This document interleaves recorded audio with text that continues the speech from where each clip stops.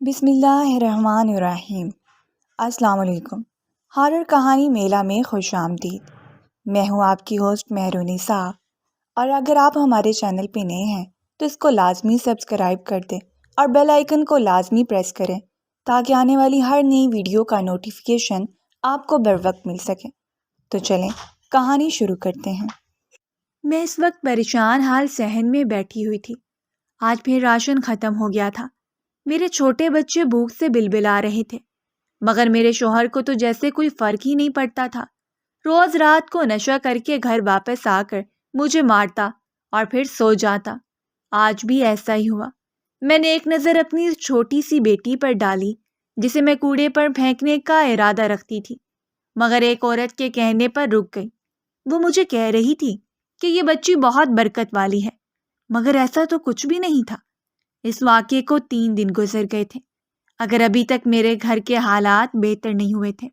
مجھے اس سے ایک بار پھر سے نفرت محسوس ہونے لگی، کیونکہ جو تھوڑے بہت پیسے ہاتھ میں آتے تھے وہ گڑیا کا دودھ پورا کرنے میں لگ جاتے تھے۔ اس سے پہلے کہ میں اسے غصے میں آ کر دوبارہ سے مارتی یا دھتکارتی، دروازے پر دستک ہوئی۔ میں حیران ہو گئی کہ رات کی اس پہر کون آیا ہے۔ جب میں نے دروازہ کھولا تو زمین پر بہت سارا سامان پڑا ہوا تھا، لیکن وہاں پر کوئی بھی موجود نہیں تھا۔ وہ پورے مہینے کا راشن معلوم ہو رہا تھا۔ حیرت اور خوشی کے ملے جلے تاثرات سے میں نے وہ سامان اٹھا لیا اور گھر کے اندر داخل ہو گئی۔ وہ سامان دیکھ کر میرے بچے بھی پرجوش ہو گئے۔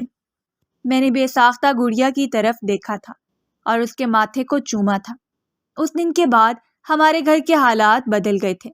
جب بھی میں کوئی مشکل میں ہوتی، غیب سے کوئی میری مدد کرتا تھا۔ جہاں تک میری بیٹی گڑیا کا سوال تھا، ایک غیبی طاقت تھی جو ہر وقت تھی اس کے ساتھ رہتی تھی اور اس کا خیال رکھتی تھی۔ وہ دن مجھے اچھے سے یاد ہے۔ میں نیچے کام کر رہی تھی، مجھے پتہ ہی نہ چلا کب وہ سیڑھیاں چڑھ کر چھت پر چلی گئی۔ وہ وہاں سے گرنے ہی لگی تھی کہ ہوا میں ہی رک گئی۔ یقیناً کسی نے اسے پکڑا اور پھر بہت ہی آہستگی سے واپس سیڑھیوں پر رکھا۔ یہ دیکھ کر چند لمحوں کے لیے تو مجھے اپنی آنکھوں پر یقین ہی نہیں آیا۔ نہ جانے وہ کون سی مخلوق تھی جو اس کا اتنا خیال رکھتی تھی۔ اس بارے میں مجھے نہیں پتا تھا۔ مجھے صرف ایک چیز کا اندازہ تھا کہ میری بیٹی کے آنے کے بعد میری زندگی میں صرف اور صرف خوشیاں آ گئی تھیں۔ میری بیٹی بلا شبہ بہت حسین تھی۔ اس کا شمار دنیا کی حسین ترین عورتوں میں ہوتا تھا۔ جو بھی ایک نظر اس کو دیکھتا تھا وہ دیکھتا ہی رہ جاتا تھا۔ محلے کی اکثر عورتیں مجھے یہ کہتی تھیں کہ گڑیا تمہاری سکی اولاد لگتی ہی نہیں ہے۔ مجھے تو یہ کسی ریاست سے آئی ہوئی شہزادی معلوم ہوتی ہے۔ میرے بھی خیالات میری بیٹی کے بارے میں ایسے ہی تھے۔ جیسے جیسے وہ بڑی ہوتی جا رہی تھی، اس کی حرکتیں بھی بہت عجیب و غریب ہوتی جا رہی تھیں، اور اب اس کی حرکتوں کی وجہ سے واقعی مجھے خوف محسوس ہونے لگا تھا، کیونکہ آدھی رات کے وقت وہ اٹھ کر کمرے سے نکل جاتی تھی۔ پہل تو مجھے اس بارے میں اندازہ نہیں ہوا۔ ایک رات میری طبیعت خراب تھی جس کی وجہ سے مجھے نیند نہیں آئی۔ میری نظر اچانک اپنی بیٹی کی چارپائی پر پڑی جو کہ میرے پہلو میں ہی تھی۔ کمرے میں 0 کا بلب جل رہا تھا جس کی وجہ سے مجھے اس کا چہرہ کسی حد تک نظر آ رہا تھا۔ میں نے دیکھا اس کی آنکھیں بند تھیں اور اس کا چہرہ بہت پرسکون تھا۔ وہ بہت ہی آہستگی سے چارپائی سے نیچے اتری اور پھر چھوٹے چھوٹے قدم اٹھاتے ہوئے کمرے سے باہر نکل گئی۔ مجھے شدت سے کچھ غلط ہونے کا احساس ہوا۔ میں بھی اس کے پیچھے چل رہی۔ میں نے دیکھا کہ اس کا رخ چھت کی طرف تھا۔ مجھے ڈر تو بہت لگ رہا تھا، لیکن اپنی بیٹی کو اکیلا بھی نہیں چھوڑ سکتی تھی۔ جب میں چھت پر پہنچ گئی تو وہاں پر وہ مجھے کونے میں بیٹھی ہوئی نظر آئی۔ اس نے اپنا سر گھٹنوں کے اوپر رکھا ہوا تھا اور کسی سے باتیں کر رہی تھی، مگر اس کے سامنے جو کوئی بھی بیٹھا تھا مجھے وہ وجود نظر نہیں آ رہا تھا۔ خوف کی وجہ سے میں بہت زیادہ گھبرا گئی۔ میری آنکھوں کے سامنے اندھیرا چھانے لگا اور میں بے ہوش ہو گئی۔ جب مجھے ہوش آیا تب میں اپنی چارپائی پر ہی لیٹی ہوئی تھی۔ میں نے اپنی بیٹی سے جب پچھلی رات کے بارے میں پوچھا تو وہ صاف مکر گئی اور مجھے کہنے لگی، امی جان آپ کو غلط فہمی ہوئی ہے، میں تو پوری رات یہیں پر ہی سوتی رہی تھی۔ خیر میں کچھ بھی نہیں بولی۔ اب میں نے احتیاط شروع کر دی تھی۔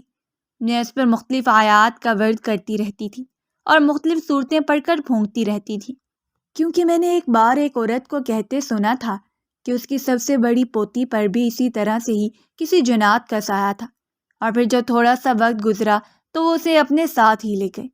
کسی کو بھی اس کے بارے میں کچھ پتہ نہیں لگ سکا تھا، خدا جانے اسے زمین کھا گئی تھی یا آسمان نکل گیا تھا۔ یہ واقعہ سننے کے بعد اپنی بیٹی کی طرف سے میں بہت زیادہ فکر مند رہنے لگی تھی۔ پہلے تو ایسا ہوتا تھا کہ وہ صرف رات کے وقت ہی چھت پر جا کر کسی غیبی مخلوق سے باتیں کرتی رہتی تھی، لیکن اب تو اکثر دن کے وقت بھی میں اسے کسی سے باتوں میں مصروف ہی رہتی تھی۔ جب میں اس کے پاس جاتی تو وہ مکمل خاموش ہو جاتی۔ میں اس سے پوچھتی کہ تم کس سے بات کر رہی تھی، تو وہ مکر جاتی اور مجھے کہتی امی میں تو کسی سے بات نہیں کر رہی تھی۔ جہاں پر گھر کے حالات ٹھیک ہوئے تھے وہاں پر میری بیٹی کی صحت یکدم ہی بہت زیادہ گرنے لگی تھی۔ وہ پہلے سے زیادہ کمزور ہو گئی تھی۔ ایک دن رات کے وقت لیٹی میں اپنی بیٹی کے بارے میں ہی سوچ رہی تھی کہ مجھے یوں محسوس ہوا جیسے کوئی کمرے کی کھڑکی میں آ کر کھڑا ہوا ہو۔ میں جلدی سے اپنی جگہ پر اٹھ کھڑی ہوئی۔ وہاں پر مجھے کوئی عورت کھڑی ہوئی معلوم ہو رہی تھی۔ آج سے تقریباً 18 سال پہلے کا واقعہ میری نظروں کے سامنے گھومنے لگا، جب میں اپنی بیٹی کو کوڑے کے ڈھیر پر پھینکنے کے لیے گئی تھی۔ میرا ارادہ اسے وہاں پر چھوڑ دینے کا تھا، کیونکہ اس کے دودھ کے اخراجات مجھ سے پورے نہیں ہو رہے تھے۔ اس کے علاوہ میرے اور بھی بچے تھے جن کا خیال رکھنا پڑتا تھا۔ وہاں پر مجھے ایک عورت ملی۔ اس نے مجھے گڑیا کو پھینکنے سے منع کر دیا اور مجھے تسلی دیتے ہوئے کہا فکر مت کرو، اس بچی کو میں گود لے لوں گی اور میں خود ہی اس کی پرورش کروں گی۔ میں بہت زیادہ حیران ہوئی۔ وہ عورت دکھنے میں تو کافی اچھے گھرانے سے معلوم ہو رہی تھی۔ اس نے بہت ہی قیمتی لباس پہنا ہوا تھا اور زیورات سے بھی لدی ہوئی تھی۔ یہ کہہ کر وہ وہاں سے چل دی۔ میں نے اسے پکارا اور اس سے پوچھا کہ تمہیں میرے گھر کا پتہ کون بتائے گا؟ تو وہ مسکراتے ہوئے کہنے لگی میرے لیے کچھ بھی جاننا مشکل ہے، جب وقت آئے گا میں خود ہی تمہارے گھر چلی آؤں گی اور اس دن تم خود بھی حیران رہ جاؤ گی۔ اپنی کھڑکی میں ایک عورت کو کھڑا دیکھ کر میں تیزی سے اس کی طرف بھاگی، مگر جب میں وہاں پہنچی تو وہ سایہ وہاں سے ختم ہو چکا تھا۔ اب وہاں پر کوئی بھی موجود نہیں تھا۔ مجھے بہت رونا آ رہا تھا۔ تقریباً 18 سالوں تک وہ غیبی مخلوق ہی تھی جو ہمیں خلا پلا رہی تھی، مگر اب ایک دم سے ہی حالات پھر سے خراب ہونے لگے تھے۔ رات کے وقت میں سونے کے لیے لیٹی تو میرے کانوں میں سرگوشی ہوئی، جس گھر میں اپنی بیٹی کا رشتہ کیا ہے وہ رشتہ توڑ دو۔ اور پہلی بار میرا دھیان اپنی نند کی طرف کیا تھا، جس کے بیٹے کے ساتھ کچھ ہی دن پہلے میں نے اپنی بیٹی کا رشتہ طے کیا تھا۔ جیسے ہی میں نے رشتہ توڑا تو حالات پھر سے ٹھیک ہو گئے۔ میری بیٹی کی حالت بھی ٹھیک ہونے لگی۔ یہ معاملہ بہت تشویشناک ہو گیا تھا۔ مجھے یہی ڈر لگ رہا تھا کہ اگر وہ عورت میری اولاد کو اپنے ساتھ لے کر چلی گئی تو میں کیا کروں گی، اپنی بیٹی کے بغیر کیسے رہوں گی۔ مجھے اب اس سے بے تحاشا محبت تھی اور میں اس سے دور ہونے کے بارے میں سوچ بھی نہیں سکتی تھی۔ کچھ عرصے کے بعد میرا چھوٹا بیٹا مجھ سے پیسوں کا مطالبہ کرنے لگا۔ میں بہت پریشان تھی۔ اس نے کاروبار شروع کرنا تھا۔ مجھے سمجھ نہیں آ رہی تھی اسے پیسے کہاں سے دوں۔ جب گڑیا نے مجھے پریشان دیکھا، مجھ سے پوچھا، میں نے اسے اپنی پریشانی بتا دی۔ وہ مجھے تسلی دیتے ہوئے کہنے لگی فکر مت کریں، میں اپنی امی سے اس بارے میں بات کروں گی۔ اور یہ پہلی بار تھا جب میرا دل دھڑکنا رک گیا تھا۔ شام کے وقت اس نے نہ صرف ایک موٹی رقم میرے حوالے کی بلکہ اس کے ساتھ ساتھ زیورات سے بھرا ہوا صندوق بھی مجھے دے دیا۔ اس سے پہلے کہ میں کوئی سوال کرتی وہ مسکراتے ہوئے کہنے لگی امی بتاتی ہیں کہ آپ کو سب کچھ پتہ ہے، اس لیے آپ مجھ سے کچھ بھی نہ پوچھیں، حقیقت کیا ہے یہ آپ جانتی ہیں۔ یہ کہہ کر میری بیٹی خاموشی سے اپنے کمرے میں چلی گئی تھی۔ مجھے یکدم ہی وہ بہت اجنبی معلوم ہونے لگی تھی۔ جہاں تک ان پیسوں کا سوال تھا، وہ پیسے میں نے اپنے بیٹے کے حوالے کیے۔ تقریباً 2 مہینوں کے بعد ہی اس کا کاروبار چمک اٹھا اور وہ کروڑ پتی بن گیا۔ ہم لوگوں نے وہ گھر چھوڑ دیا اور دوسرے گھر میں شفٹ ہو گئے۔ میں سوچ رہی تھی کہ گھر تبدیل کرنے سے شاید وہ نیک جنات میری بیٹی کو چھوڑ کر چلے جائیں گے، مگر ایسا نہیں ہوا۔ وہ وہیں پر موجود تھے۔ اس کا وہاں پر الگ سے کمرہ تھا جس کی وجہ سے مجھے اس کی زیادہ فکر ہوتی تھی۔ تقریباً مزید 2 سال گزرے، وہ 20 سال کی ہو چکی تھی۔